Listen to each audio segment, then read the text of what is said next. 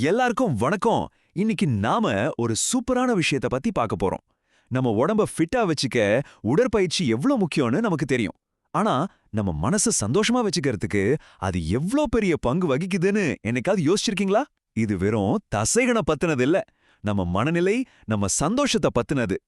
உங்களுக்கே தெரியாம உங்க மனசு உங்களுக்கு எதிரா வேலை செய்யற மாதிரி இல்லனா ஒரு மாதிரி சோர்வா மன அழுத்தமா எப்பவாச்சும் ஃபீல் பண்ணிருக்கீங்களா? நம்மள பலருக்கும் இது நடக்கிறது தான். நம்ம எண்ணங்களே நமக்கு எதிரியா மாறுற மாதிரி தோணும். ஆனா கவலைப்படாதீங்க, இதிலிருந்து வெளியே வரதுக்கு ஒரு பவர்ஃபுல்லான வழி இருக்கு. சரி வாங்க இதுக்குள்ள கொஞ்சம் ஆழமா போலாம். நாம பொதுவா உடற்பயிற்சினா அது உடம்புக்கு நல்லதுன்னு மட்டும்தான் நினைப்போம். ஆனா அதோட உண்மையான சக்தி நம்ம மனசை எவ்வளவு உறுதியா நெகிழ்ச்சியா மாத்துதுங்கிறதுல தான் இருக்கு. இன்னைக்கு நாம அதை பத்தி தான் பார்க்க போறோம். இது கேட்கவே ஆச்சரியமா இருக்குல்ல. ஆனா இது உண்மை.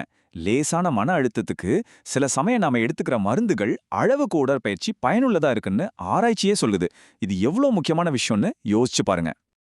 இப்ப நம்ம பார்க்க போறது உடற்பயிற்சியோட பலன்கள் சும்மா நம்ம மூளை கொஞ்சம் பூஸ்ட் பண்றதோட நிக்கிறதில்ல.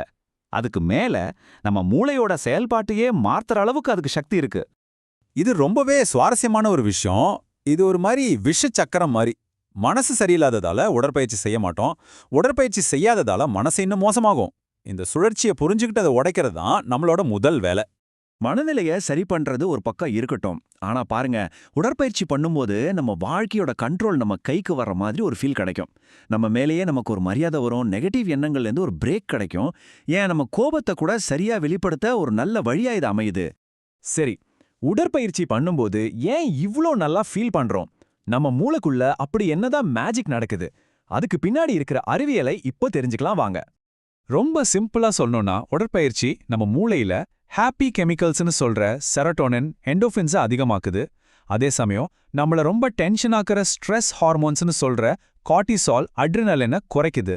இது ஒரு நேச்சுரல் மூட் பூஸ்டர் மாதிரி தாங்க. ஆனா கதை இதோட முடியல. இந்த மேஜிக் நீங்க ஒர்க் அவுட் பண்ணி முடிச்ச பிறகும் தொடருது. ஆமாங்க, நீங்க தூங்கும்போது கூட. இது எப்படி சாத்தியம்னு யோசிக்கிறீங்களா? இந்த ஸ்லைட்ல இருக்கிறது ஒரு சூப்பரான பாசிட்டிவ் சைக்கிள். நீங்க நல்லா உடற்பயிற்சி செஞ்சீங்கன்னா உங்களுக்கு நல்ல ஆழமான தூக்கம் வரும். அந்த தூக்கத்துல நம்ம உடம்பு தன்னை தானே சரி பண்ணிக்கிட்டு மூளையில இருக்கிற கழிவுகளை வெளியேற்றும்.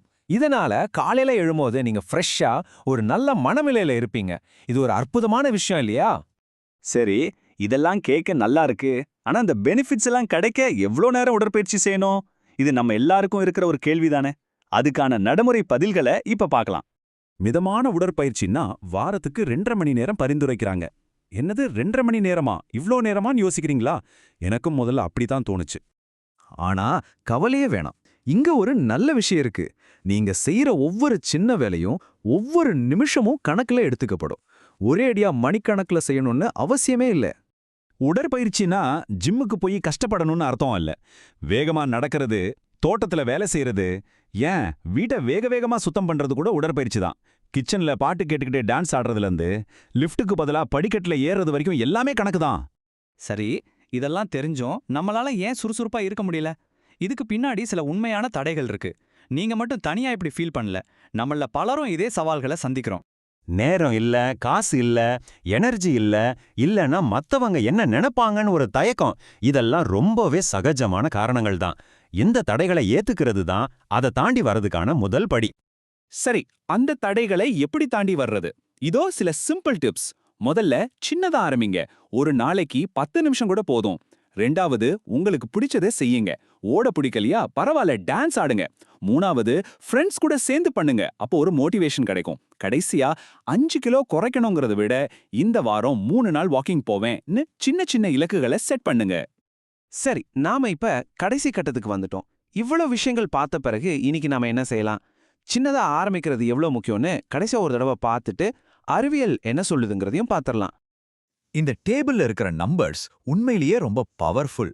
மன அழுத்தம், அதாவது டிப்ரெஷனுக்கும் உடற்பயிற்சிக்கும் மிகவும் வலிமையான தொடர்பு இருக்குன்னு இந்த ஸ்டடி சொல்லுது. அப்படின்னா என்ன? நீங்க சுறுசுறுப்பா இருந்தா உங்க டிப்ரெஷன் லெவல்ஸ் நல்லாவே குறையும். அதே மாதிரி தான் பதட்டத்துக்கும் பாசிட்டிவ் ஃபீலிங்ஸ்க்கும். ஸோ சயின்ஸ் இதை ரொம்ப தெளிவா சொல்லுது. அதனால பெர்ஃபெக்ட்டா ஒரு ஒர்க் அவுட் பிளான் போடணும்னு நினைக்காதீங்க. அதெல்லாம் தேவையில்லை. முதல் அடியை எடுத்து வைக்கிறது தான் முக்கியம். இன்னைக்கு இப்போவே ஒரு சின்ன முதல் அடியை எடுத்து வைக்கிறது தான் உண்மையான வெற்றி. அப்போ இந்த கேள்வியோட நான் இந்த உரையாடலை முடிக்கிறேன். இன்னைக்கு உங்க மனசுக்காக நீங்க செய்ய போற அந்த ஒரு சின்ன விஷயம் என்ன? அது ஒரு 5 நிமிஷம் வாக்கிங்கா இருக்கலாம், இல்ல புடிச்ச பாட்டுக்கு ஆடுறதா இருக்கலாம். எதுவா இருந்தாலும் சரி, அதை செய்யுங்க. அதுதான் நீங்க உங்க மனசுக்கு கொடுக்கிற சிறந்த பரிசு. யோசிங்க, செயல்படுங்க.